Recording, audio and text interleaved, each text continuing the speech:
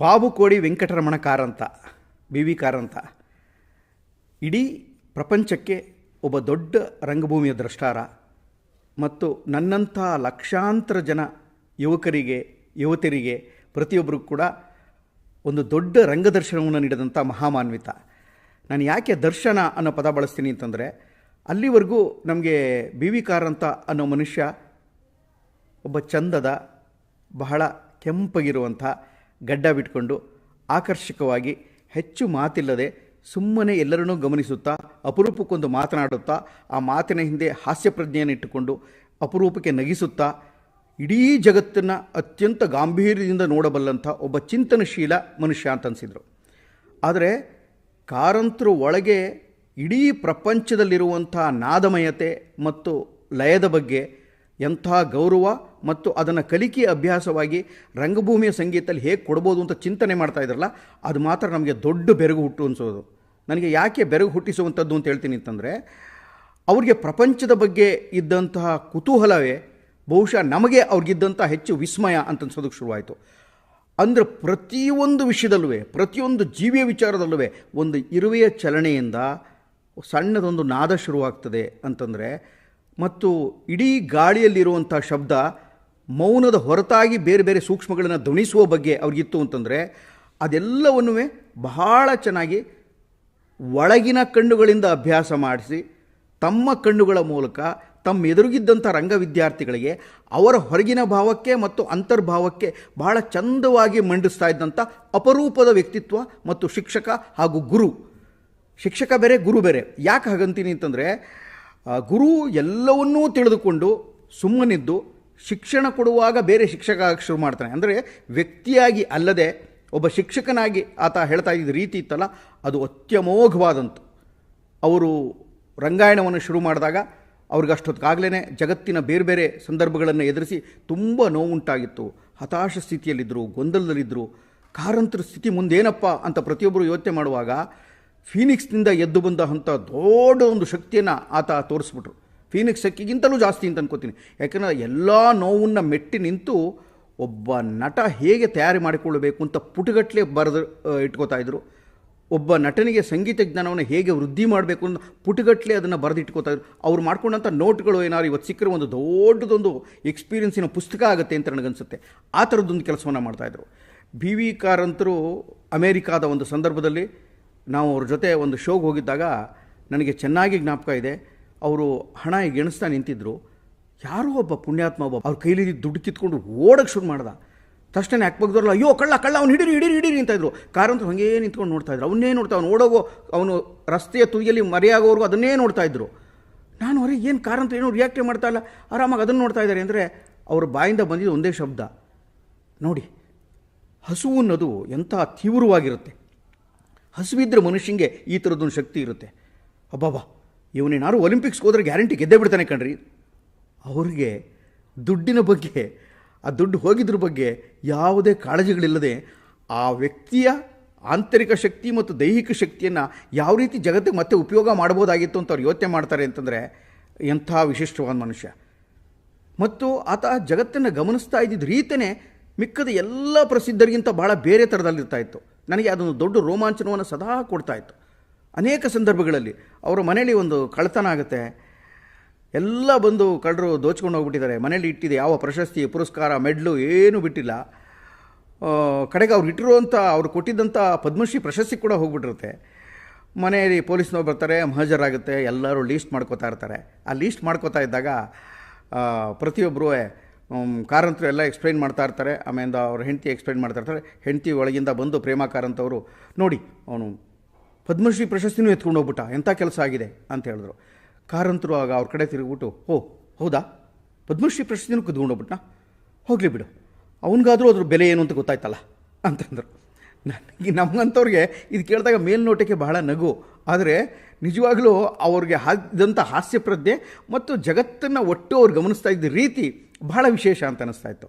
ಮತ್ತು ಪಾಠ ಕಲಿಸುವಾಗ ಬಹಳ ಆಪ್ತತೆ ಅವ್ರದ್ದು ವಿಶೇಷ ಗುಣ. ಸಂಗೀತ ಹೇಳ್ಕೊಡ್ಬೇಕಾದ್ರೆ ಯಾರಿಗೂ ಏನೂ ಒಂದು ಸ್ವಲ್ಪನೂ ಗೊತ್ತಿಲ್ಲದೆ ಇರುವಂಥ ತಂಡವನ್ನು ಕೂಡ ಆತ ಸಶಕ್ತವಾದಂಥ ಸಂಗೀತಮಯವಾದಂಥ ನಾಟಕ ಮಾಡಿಸಬೇಕಾದಂಥ ಮತ್ತು ಒಂದು ಸಿದ್ಧಪಡಿಸಿದ ಮಾದರಿ ಅಥವಾ ಸಿದ್ಧಪಡಿಸಿದ ಪ್ರಕ್ರಮವನ್ನು ಬಿಟ್ಟು ಬೇರೆ ಥರದೊಂದು ಹೊಸ ರೀತಿಯನ್ನು ಅವರು ಸದಾ ಹುಡುಕಾಟ ಮಾಡ್ತಾಯಿದ್ರು. ಕಾರಂತರೆಂದರೆ ಹಾಗೆ. ಅಂದರೆ ಸಂಶೋಧನಾ ವಿದ್ಯಾರ್ಥಿಯಾಗಿ ಆತ ಜಗತ್ತನ್ನು ಗ್ರಹಿಸ್ತಾ ಇದ್ದ ರೀತಿ ಒಬ್ಬ ನಟ, ಒಬ್ಬ ನಟಿಯನ್ನು, ಒಬ್ಬ ಸಂಗೀತಗಾರನನ್ನು, ಒಬ್ಬ ಹಾಡುಗಾರನನ್ನು, ಒಬ್ಬ ವಾದ್ಯಗಾರನ ತಯಾರು ಮಾಡೋದಕ್ಕೆ ಬೇಕಾದಂಥ ರೀತಿ ಇತ್ತಲ್ಲ, ಅವರು ಬಹಳ ಭಿನ್ನವಾಗಿ ಯೋಚನೆ ಮಾಡ್ತಾಯಿದ್ರು.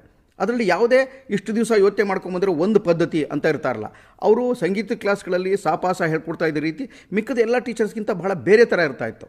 ಹಾಗಾಗಿ ಅವರಿಗೆ ಇದು ಸಿಕ್ಕ ಹಿನ್ನೆಲೆ ಹೇಗೆ ಅಂತಂದರೆ, ಯಕ್ಷಗಾನಗಳಿಂದ, ತಮ್ಮ ಸುತ್ತ ಆಗ್ತಾ ಇದ್ದಂಥ ಚಿಕ್ಕನ್ನಲ್ಲಿ ಬಯಲಾಟಗಳಿಂದ, ಅಲ್ಲಾಗದಂಥ ತಾಳಮದ್ದಳೆಗಳಿಂದ, ಮತ್ತು ಅವರ ಮದ್ದಳೆಯ ಶಬ್ದ, ಅವರ ಚಂಡೆಯ ಶಬ್ದ, ಅವರ ವೀಣೆಯ ಶಬ್ದ, ಚಿಕ್ಕನ್ನಲ್ಲಿ ಆಗ್ತಾ ಇದ್ದಂಥ ಹಕ್ಕಿಗಳ ಕೂಗು ಮತ್ತು ಇಡೀ ಪರಿಸರದಲ್ಲಿ ಉದ್ಭವಿಸಿದ್ದಂಥ ನಾದಮಯತೆ ಇದೆಯಲ್ಲ, ಅದರಿಂದ ಈ ಎಲ್ಲ ಸಾಂಸ್ಕೃತಿಕ ಲೋಕವನ್ನು ಅನಾವರಣಗೊಳಿಸ್ಕೊಂಡಂಥ ಮಹಾಮಾನ್ವಿತ.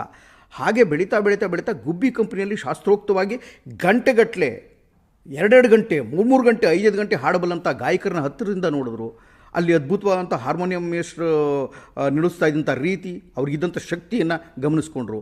ಅದರಿಂದ ಪಾಠವನ್ನು ಕಲ್ತ್ಕೊಂಡ್ರು. ನಿಧಾನವಾಗಿ ಅವರು ಬನಾರಸ್ಗೆ ಹೋದಾಗ ಅಲ್ಲಿ ಹಿಂದಿ ಪಾಠದ ಜೊತೆಗೆ ಸಂಗೀತದ ಬೇರೆ ಬೇರೆ ಉತ್ತರಾದಿ ಸಂಗೀತವನ್ನು ಮತ್ತು ಕರ್ನಾಟಕ ಸಂಗೀತವನ್ನು ಶಾಸ್ತ್ರೋಕ್ತವಾಗಿ ಅಧ್ಯಯನ ಮಾಡೋದಕ್ಕೆ ಶುರುವಾಯಿತು.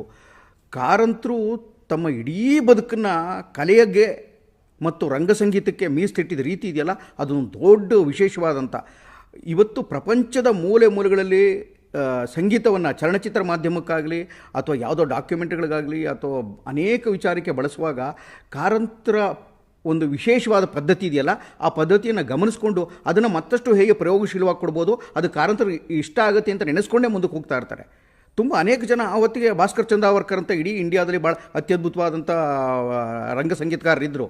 ಆದರೆ ಕಾರಂತರು ಮಾಡುತ್ತಿದ್ದಂಥ ದೇಸಿ ಶೈಲಿಯ ವೈಶಿಷ್ಟ್ಯಮಯವಾದಂಥ, ಅಂದರೆ ಇಡೀ ಭಾರತಕ್ಕಿದ್ದಂಥ ಗ್ರಾಮೀಣ ಭಾಗ ಮತ್ತು ಜಾನಪದ ಭಾಗ, ಅದು ನಮ್ಮ ಯಕ್ಷಗಾನ ತಾಳ್ಮಧ್ಯಗಳಲ್ಲಿ ಬಳಸಿದ ರೀತಿಯೇ ಇರ್ಬೋದು, ಅಥವಾ ಒಟ್ಟು ನನಗೆ ಗೊತ್ತಿರೋ ಹಾಗೆ ಒಟ್ಟು ಪ್ರಪಂಚದ ಬೇರೆ ಬೇರೆ ಮೂಲೆಗಳಲ್ಲಿ ಜಾನಪದ ಸಂಗೀತವನ್ನು ಮತ್ತು ಪ್ರಪಂಚದ ಬೇರೆ ಬೇರೆ ಬುಡಕಟ್ಟುಗಳಲ್ಲಿದ್ದಂಥ ವಿಶಿಷ್ಟವಾದ ಸಂಗೀತವನ್ನು, ಲಯಮಯತೆಯನ್ನು, ನಾದಮಯತೆಯನ್ನು ಬೇರೆ ಥರ ಗ್ರಹಿಸಿಕೊಂಡು ತಮಗೆ ಬೇಕಾದ ರೀತಿಯಲ್ಲಿ ಅವನ್ನೆಲ್ಲ ಮನಸ್ಸಿನಲ್ಲಿ ರೆಕಾರ್ಡ್ ಮಾಡಿಟ್ಕೊಂಡು, ನಂಗೆ ಅದೇ ವಿಶೇಷ, ಮನಸ್ಸಿನಲ್ಲಿ ರೆಕಾರ್ಡ್ ಮಾಡಿಟ್ಕೊಂಡು ಅದಕ್ಕೆ ಪೂರಕವಾದಂಥ ಒಂದು ಬೇರೆ ಬೇರೆ ಇನ್ಸ್ಟ್ರೂಮೆಂಟ್ಗಳ ಮೂಲಕ, ವಾದ್ಯಗಳ ಮೂಲಕ ಪುನರ್ ಸೃಷ್ಟಿಸ್ತಾ ಇದ್ದರು.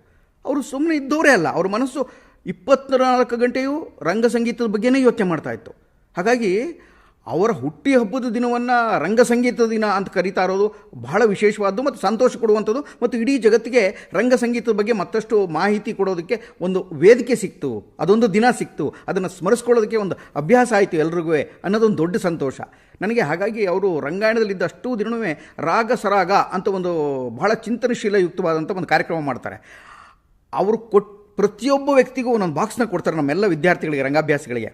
ಆ ಬಾಕ್ಸಲ್ಲಿ ಕಲ್ಲಿನ ಚೂರುಗಳಿರ್ತವೆ, ಬೆಣಚು ಕಲ್ಲಿನ ಚೂರುಗಳಿರ್ತವೆ, ಲೊಟ್ಟೆ ಅಂತ ಕರಿತೀವಿ ನಾವು. ಅಂದರೆ ದನದ ಕೊರಳಿಗೆ ಕಟ್ಟುವ ಒಂದು ವಿಶೇಷವಾದಂಥ ವಾದ್ಯ ಅದು. ಆ್ಯಕ್ಚುಲಾಗಿ ಅದರಲ್ಲಿ ಒಂದು ಶಬ್ದ ಹೊರಡ್ತಾ ಇರ್ತದೆ. ಅದು ದನ ಎಲ್ಲ ಮೇಯ್ತಾ ಇದ್ದರೆ ಅದರಿಂದ ಬೇರೆ ಬೇರೆ ಸ್ವರಗಳೆಲ್ಲ ಹೊರಡ್ತಾ ಇತ್ತಲ್ಲ, ಅದನ್ನು ಅವರು ಸಂಗೀತಕ್ಕಾಗಿ ಬಳಸ್ಕೊಳ್ಳುವಂಥ ಪ್ರಯತ್ನ ಮಾಡೋರು.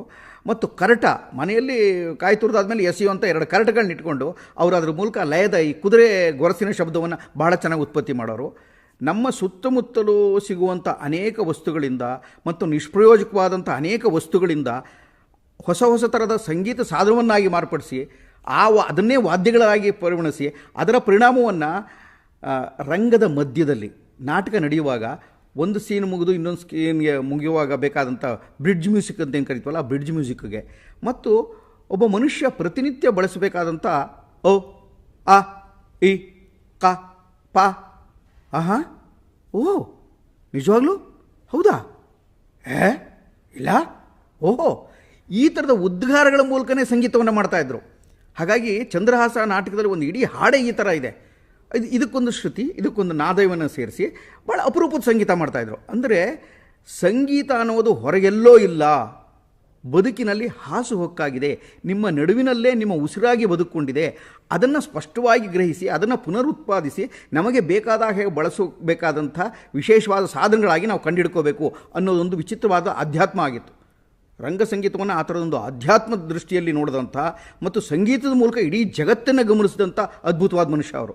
ಬಿ ವಿ ಕಾರಂತ ಒಬ್ಬ ದೊಡ್ಡ ನಿರ್ದೇಶಕ, ಬಹಳ ಸೂಕ್ಷ್ಮವಾಗಿ ಜಗತ್ತನ್ನು ಗಮನಿಸಿದ್ರು ಅಂತ ಹೇಳ್ತಾ ಇರ್ತಾರೆ. ಹೌದು, ಅವರೊಬ್ಬ ರಂಗ ನಿರ್ದೇಶಕ. ಹೌದು, ಅವರೇ ಒಂದು ಸ್ಕ್ರಿಪ್ಟ್ಗಳನ್ನ ಪಂಚಶಾಲೆ ಎನ್ನುವ ಒಂದು ಅದ್ಭುತವಾದಂಥ ನಾಟಕವನ್ನು ಅವ್ರು ಬರ್ಕೋಬೇಕಾದ್ರೆ ಕಾರಂತರು ಬಹಳ ಚೆನ್ನಾಗಿ ರವೀಂದ್ರನಾಥ ಟ್ಯಾಗೋರ್ ಅವ್ರ ಕಥೆಯನ್ನು ತಗೋತಾರೆ. ಮಕ್ಕಳಿಗೆ ಶಿಕ್ಷಣವನ್ನು ಹೇಗೆ ಕೊಡಬೇಕು ಅಂತ. ಅವರು ನಾಟಕಕಾರರು, ಹೌದು, ಅವರು ನಾಟಕ ನಿರ್ದೇಶಕರು. ಅವರು ಭಾರತ್ ಭವನ್, NSD, ನಿನಾಸಂ ಮತ್ತು ರಂಗಾಯಣ ಅನೇಕ ನೂರಾರು ಸಂಸ್ಥೆಗಳನ್ನು ಭಾಳ ದಷ್ಟಪುಟ್ಟವಾಗಿ ಕಟ್ಟಿಸಿ ದೊಡ್ಡ ರಂಗಚೌಳಿಯನ್ನು ಹುಟ್ಟುಹಾಕದಂಥ ಅದ್ಭುತ ಸಂಘಟಕ. ಇದೆಲ್ಲವುದು ಹೌದು. ಆದರೆ ಪ್ರಪಂಚದ ಮಟ್ಟಿಗೆ ಅವರಿಗೆ ಎಲ್ಲ ಸ್ಥಾನಗಳಲ್ಲಿ ಮೊದಲನೇದು ಯಾವ್ದು ಕೊಡ್ಬೋದು ಅಂತೇನಾರು ಅಂದರೆ ಆತ ರಂಗ ಸಂಗೀತದ ಮಹಾಮಾಂತ್ರಿಕ. ರಂಗ ಸಂಗೀತದ ಮಹಾಮಾಂತ್ರಿಕ ಆತಿದ್ದರೆ ಅದು ಬಾಬುಕೋಡಿ ವೆಂಕಟರಮಣ ಕಾರಂತರು. ಅವರು ನಮ್ಮ ಗುರುಗಳು.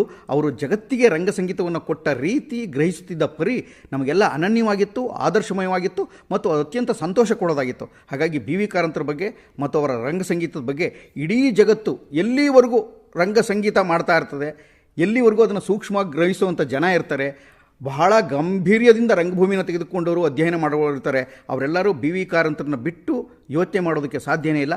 ಅದಕ್ಕಾಗಿ ಆ ರಂಗ ಸಂಗೀತದ ಮಾಂತ್ರಿಕರಿಗೆ ನಂದು ಯಾವತ್ತೂ ಪ್ರೀತಿಪೂರ್ವಂಥ ಒಲವು ಮತ್ತು ಕೃತಜ್ಞತೆ. ಇಡೀ ಭಾರತಕ್ಕೆ ಅದನ್ನು ಕೊಟ್ಟಿದ್ದಕ್ಕೆ, ಕರ್ನಾಟಕವನ್ನು ಅತ್ಯದ್ಭುತವಾದಂಥ ರಾಜ್ಯ ಮಾಡಿದ್ದಕ್ಕೆ ಸಾಂಸ್ಕೃತಿಕವಾಗಿ ನನಗೊಂದು ಕೃತಜ್ಞತೆ ಇದ್ದೇ ಇದೆ.